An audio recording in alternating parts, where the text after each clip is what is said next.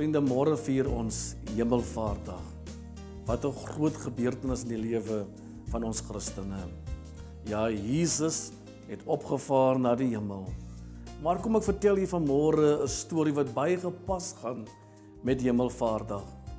Die storie gaan oor 'n vrou wat haar seun elke dag skool toe neem.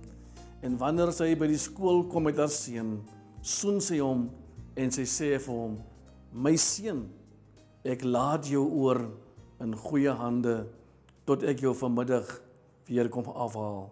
Maar vriende, jare later het die vrou oud geword en haar seun is as groot gewees en hy het voor 'n keuse gestaan en dit om sy ma by 'n versorgsentrum uit te kry.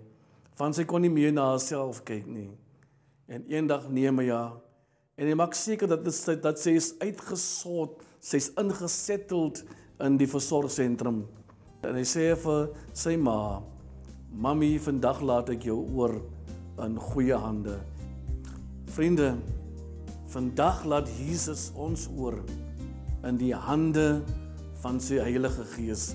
Dis rede vir ons as Christene om bly te wees. Sy Heilige Gees, ons vertrooster. Amen.